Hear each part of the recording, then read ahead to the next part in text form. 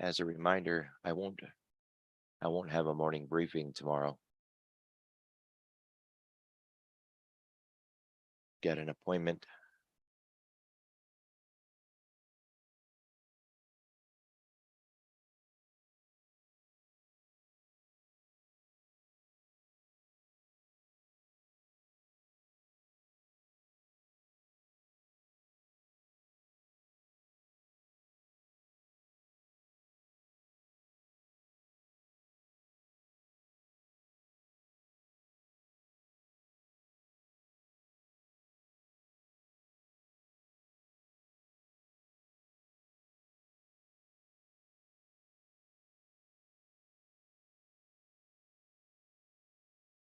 All right.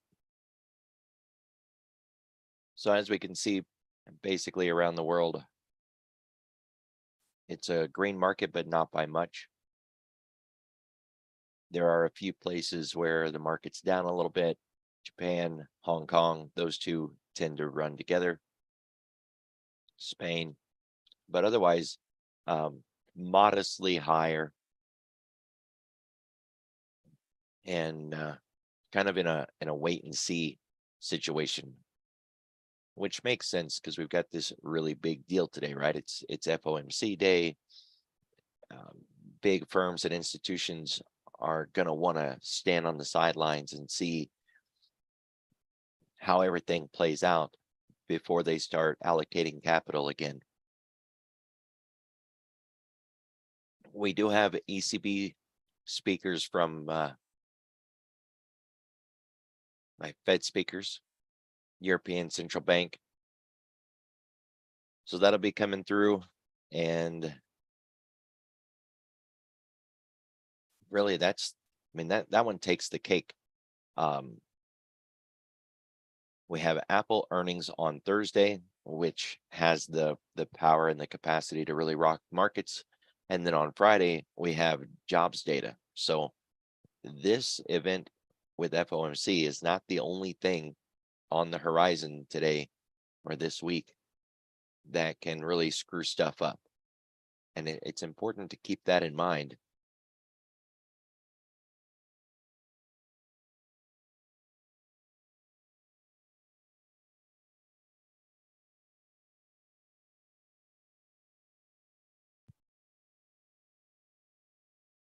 All right, so here they mention the defensive names are what did well today over in Europe.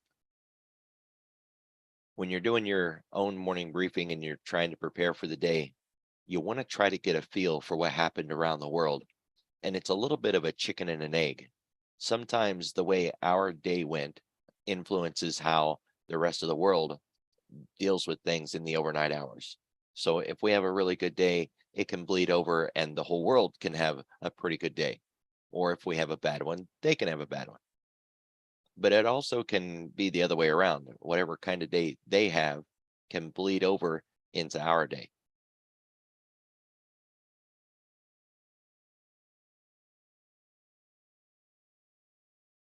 There really isn't an expectation that the Fed won't raise rates today by 25 basis points.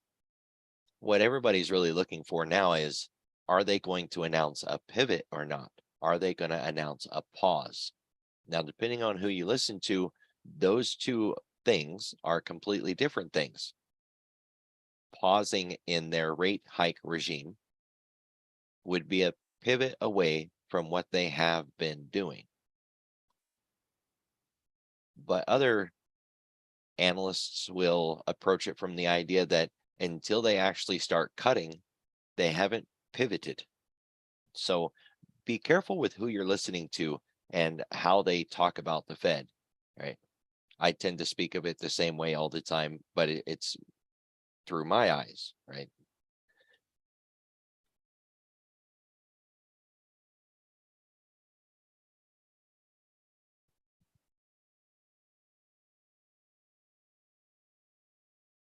All right, so the ISM and ADP are going to be the biggest things before the FOMC.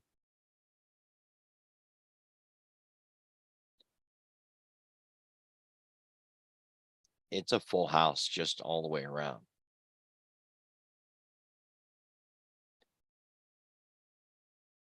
You might be better off just not trading it.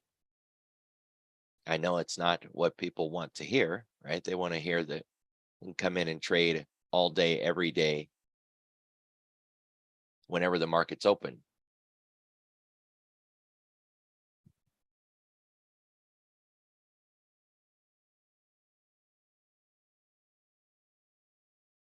So here are your spot gamma levels for today. SPX on the far right, SPY in the middle, the Qs here on the left, and the NDX futures, the NQ, now on the far left. So if you want to catch a screenshot,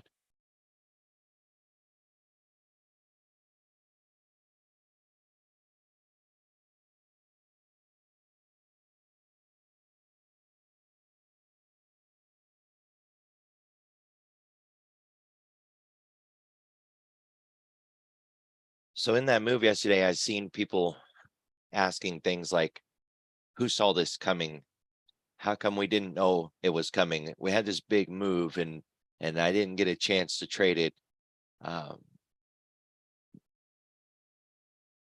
When we have economic news on the agenda, we can kind of anticipate what kind of day we're going to get, that it'll be a big outsized day or something like that. And even just on a day-to-day basis, we can kind of look at things like the gamma levels, positive gamma, negative gamma, and identify if we should, expect an expansion day or not. But when it's surprise news, you can't see that coming. Every market has a measured move, how far it should move on a day-to-day basis, depending on whatever chart you're looking at. So weekly charts have a measured move that matches that weekly chart. Daily, hourly, 5-minute, 30-second, it really doesn't matter what chart you're on. Everything has a measured move. My mouse right now has this yellow circle around it. I really wish somebody had an indicator that drew a circle around price instead of channels, because channels seem to confuse newer traders and make them believe that there's some kind of boundaries, but it doesn't really impart this this range. But there are indicators that do define this range that I'm talking about. So at any time, we can look at a market and we can answer a question of how far should this market go in the next 5 minutes, in the next 5 hours, in the next 5 months. We know how far a market should move with a 75 to 80% accuracy, that we can say the boundary high is here and the boundary low is here, and it really should stay inside that boundary 80% of the time. So we know what a market is supposed to be able to do on a day-to-day basis. We get a move like yesterday, it exceeded the boundaries of what it should be able to do, what it was supposed to do on a day-to-day basis. It started to become an outsized move, which is where that other 20% comes in, right? When I say we know what the market's going to do, how far it should be able to go on a day-to-day, hour-to-hour basis, 80% still implies that there's 20% that we're going to get it wrong, or that it's going to do something we just didn't see coming. So yesterday, when price started falling to the downside, it did stop where it was supposed to, but only for a moment, and then it just kept right on going, and it exceeded its expected move for the day. You want to be able to capitalize on that, right? Recognize when the market is doing something unusual and is expanding beyond what it typically should do. I brought up Spot Gamma's founders notes because I was hoping they had the morning notes already in here, and they don't, but they still have last night's. And their expectation, and this is just one of many quant devices that we have, their expectation was that we're going to consolidate into FOMC with a bullish neutral bent. So they weren't negative, they weren't really bullish, more of a neutral position. And that if we did move, it would be more of a grind higher than lower. Nearly every single quant tool out there has this bias right now because of the option structure, gamma levels, all kinds of things that all point to the idea that we really shouldn't have much of a directional bent at the moment, which takes a move like yesterday and really frustrates the heck out of people because nothing was giving them a warning that something like this was coming. There, the thing that caused this was surprise news that just came up. Not all of it. Some of it was economic news, but some of it was surprise news, and surprise news you can't see coming. So you're not going to be able to anticipate a day like that when it happens off the cuff randomly.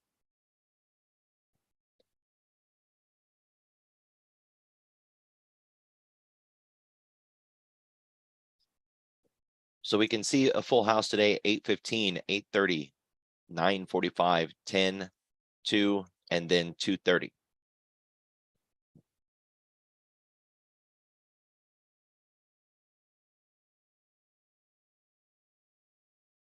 Volume's really light this morning, but it's not a concern for us because we know why it's light. If you ever come in and you see the cumulative overnight volume this low and there's nothing on the agenda, you should be worried. And you'd really want to go out hunting and try to find why is everybody sitting out. What you'll often find is there's a market closed, like say Japan right now. And when you find that a lot of overnight markets are closed, the volume will be light. That's usually the reason why I find light volume outside of or beyond an economic event. But today we got an economic event, so we see the volume light and it makes sense. Notice the IB, the initial balance, is a very narrow range. It goes with the really low volume. It kind of makes sense. There also wasn't a very large move through the kill zone.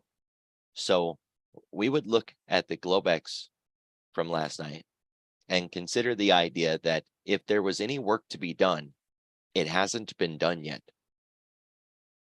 If you look at the Globex and there's big moves, you could infer from that that the institutions have already bought into or sold into or traded out of whatever positions they needed to do, right? But when it's really narrow like this, it implies they haven't even begun.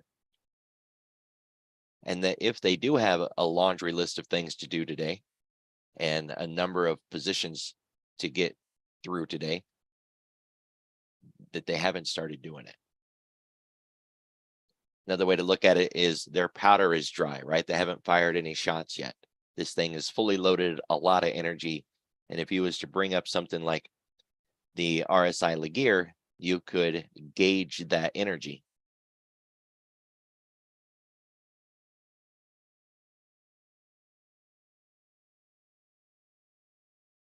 We do have a market maker move today. So not only is our ADR at around 1.08, we have an additional market maker move of 0.47.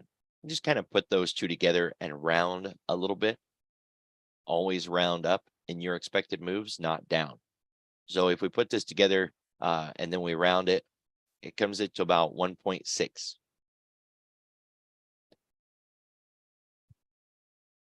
That's a low ball estimate, by the way, when it comes to how far a market can move on an FOMC day or on a day where we have an economic event.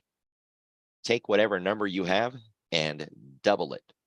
So for 1.6, how about 3.2? A 3% move in the S&P. We haven't had one of those in a little while, but it's not even half of the lock limit restrictions. So we're not reaching when we say 3%. When you get to 3%, you might as well just go to 3.25. Have a nice simple number to deal with. And I'm not reaching here. Past FOMC days have demonstrated to us that we can easily move 3% in a day. These are the outlier moves, right? So don't look at this and say, well, Sig said we were moving 3% today. No, I didn't. Well, we could move 3.25% today, and it wouldn't even at this point be an outlier move. 42.72.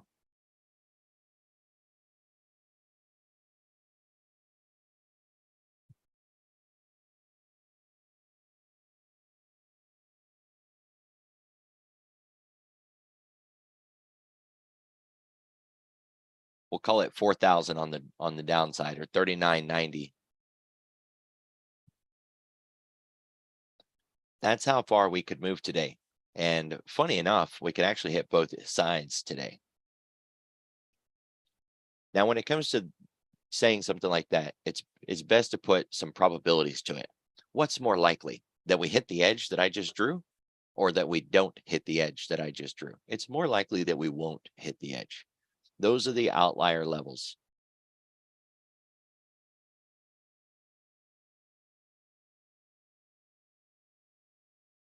Now, on a day-to-day basis, on a minute-by-minute basis, at any given point in time, anytime, you can always define how far a market should be able to go.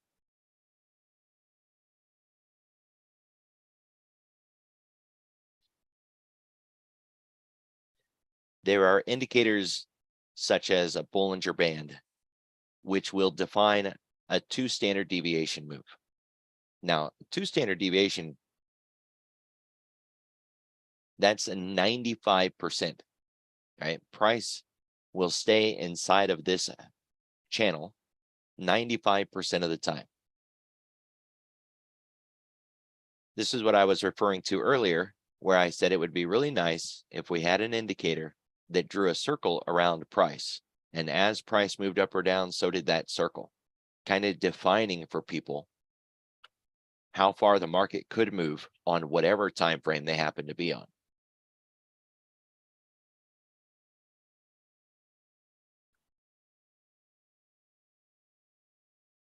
Instead, we get something like a Bollinger Band, and I don't know, people just don't see it as a standard deviation.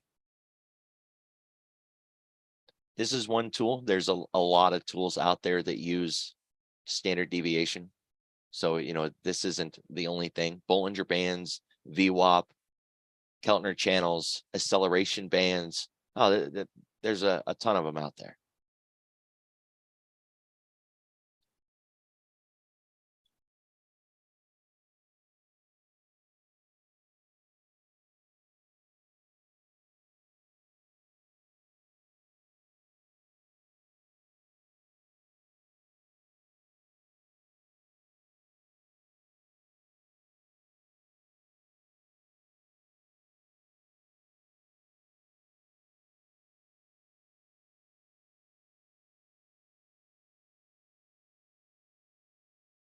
So now on my chart, I have Keltner bands from the Keltner channel from a daily perspective. So if I went back out to the daily and I put on the Keltner channels, this would be the edges. 42.17, 40.82.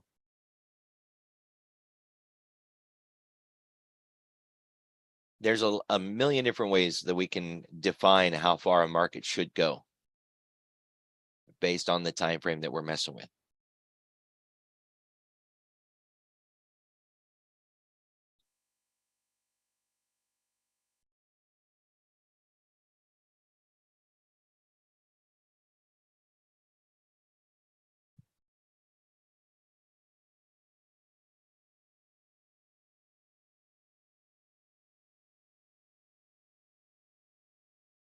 Including something like this, which is a really tight close-up, 1 standard deviation of the last X amount of candles. I think it's set to 14.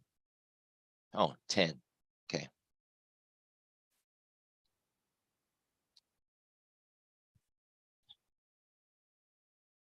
So if it runs the math over the last 20 candles, the yellow line will define the mean, and then it will set the edges of how far a market should move on this time frame. So again, we always can define how far a market should move. And then we just look to see if it has exceeded that range or that boundary.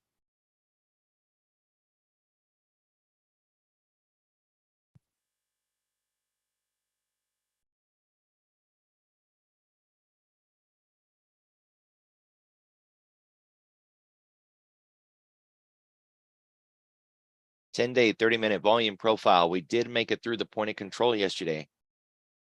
When we're at the low, we expect to go to the high. When we're at the high, we expect to go to the low. When we're at the point of control, we expect it to form a little bit of a gravity. Right? Price very often is pulled towards old liquidity.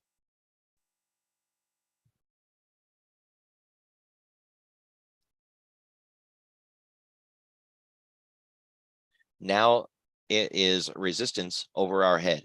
But we have to take that with a grain of salt, because on an economic event, especially FOMC, but when we have econ coming in, pivot points and magnets and volume profile levels, none of them is going to stop price. Very likely it won't even slow price down. It's just going to run right through anything that's in its path. It's a runaway dump truck. So there's no expectation of price stopping at or even responding to a pivot point today. Not once the announcements begin, right? Not when we start getting data. Until then, you could anticipate, all right, the normal response to price at a pivot point.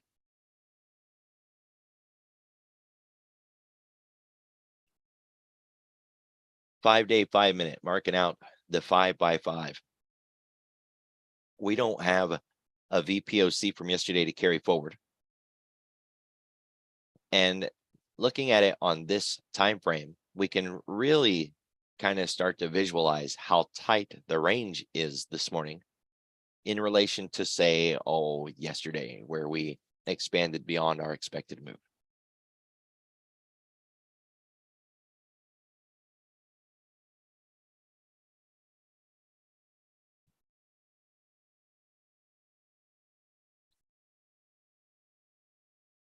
We did get outside of the weekly expected move.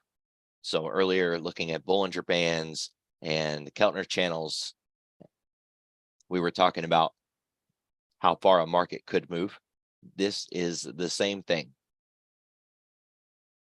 How far a market could move based on where we were at Friday's close.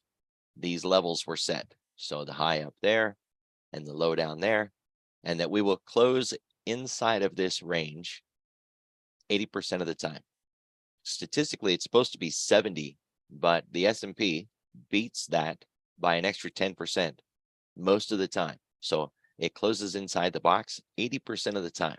That's nearly awesome if you think about it. Because when it starts to fail frequently and closing outside of the box, and it starts to break down, it's a huge heads up that things are just getting out of control. We got outside the box. We already came back inside the box and we're driving back up.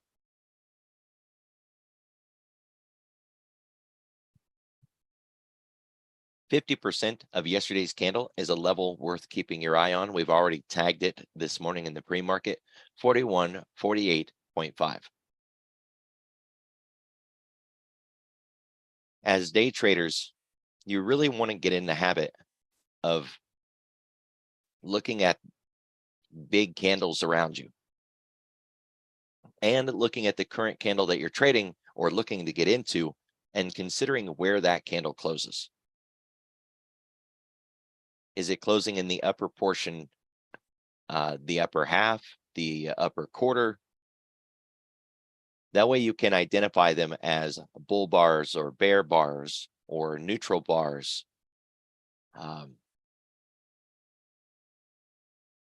It helps with your entries, helps with your exits for staying in the trade.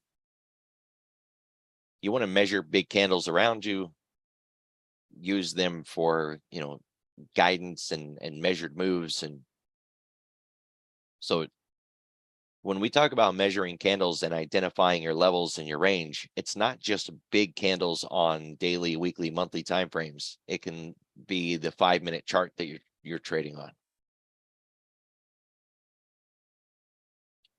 I did take the opportunity this morning to kind of lay out some levels on the ES for after FOMC. Kind of thinking a little farther down the road on, where we go from here. The consensus was buy the rumor of a pause, sell the news. Well, we're about to get that news. And if that mindset really starts to sink in, we're going down from here. I was going back looking at bear markets over the last 40 years using stock charts. Stock charts has these great charts that you can go back in time and look at how things were.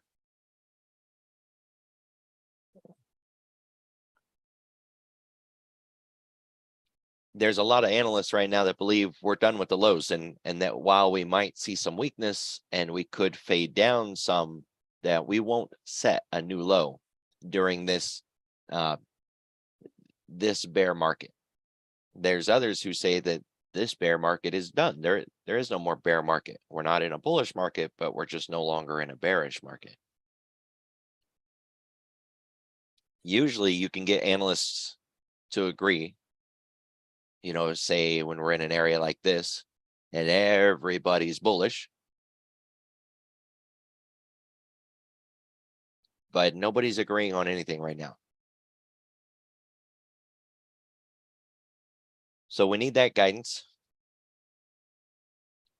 We'll get that first, see what their plans are for the pause or the pivot.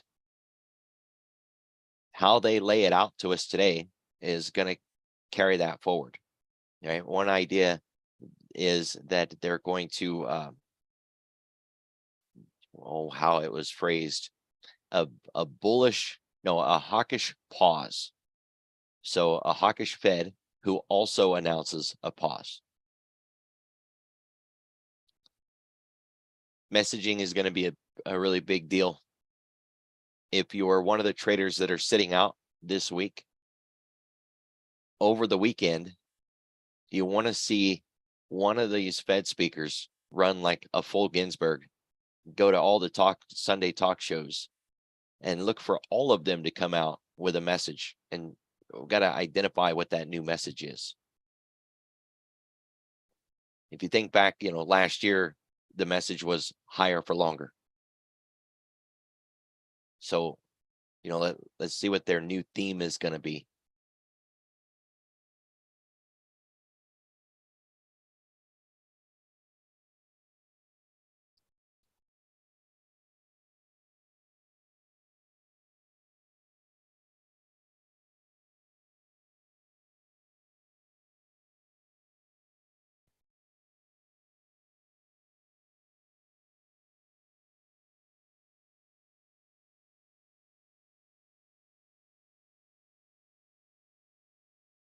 So here I've got a chart with CPI, PPI, FOMC.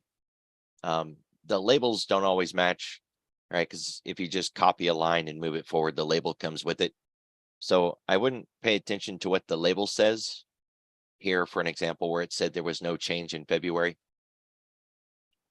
But the date matches, right? And the idea behind this is marking out significant events on your candle chart. So I know, a lot of you get into candle patterns, head and shoulders, flags, rising wedges, right? The whole thing, candles. But when it comes to marking out your charts, consider for a moment the data behind the move, right? Was there an FOMC?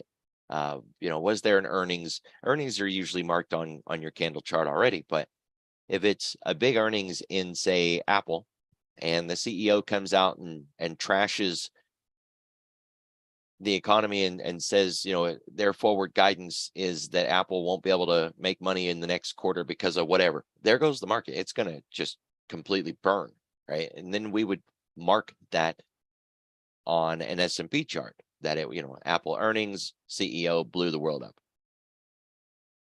So when you're marking out your chart, consider the markings that you put on there might not necessarily just be a candle pattern, and that they can absolutely provide insight. And it's still things that you can turn off afterwards, right? That way you don't have them in your face all the time, distracting you.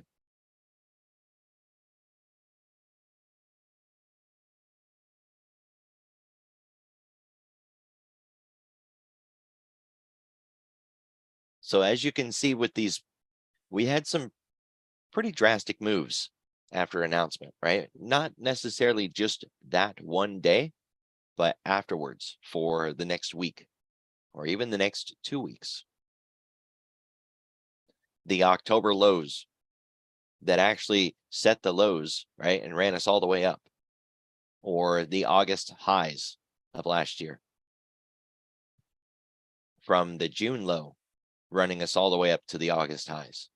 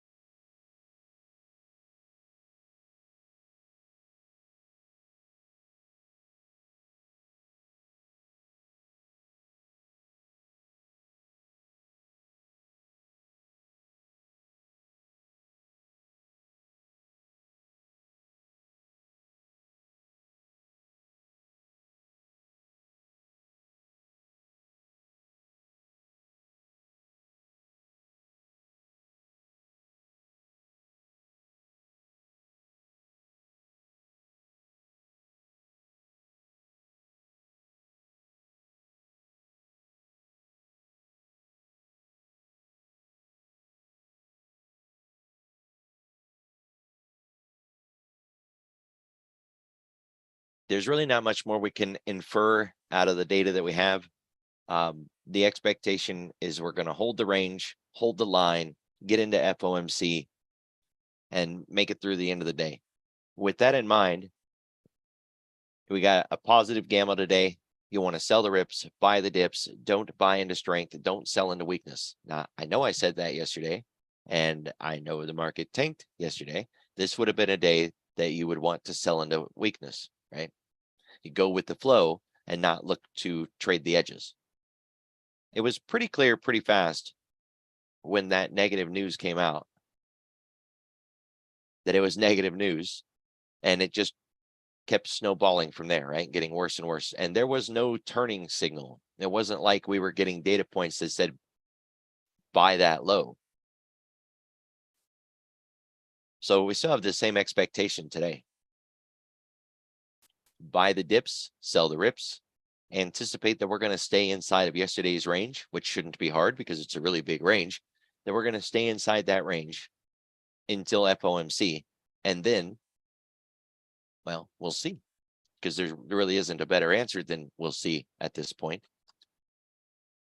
We have to get the FOMC data. Now, I mentioned this before, but I'll do it again. If we're in the range, you can divide everything up into different ranges. I mentioned we're going to stay inside of yesterday. Well, that's a huge range. So break it down into smaller ranges. You've got your Globex from today, that's 1. And then you've got the Globex low to the low of yesterday, that's 1. The Globex high to, say, the Globex low of yesterday, that's another one. And then the Globex low to the Globex high of yesterday, and that's 1. So there's a zone, and there's a zone. That worked out nice, right? There's breaking it down that way puts everything into quadrants, which can then be measured, marked out, roadmaps built, opportunities potentially traded, rather than just having one big massive zone,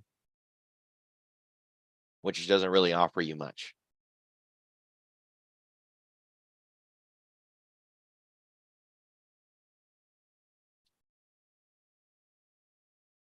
That's what I got for you guys. Be careful, be safe, watch the clock, watch the news, and I will see you all Friday because I won't have a morning briefing tomorrow.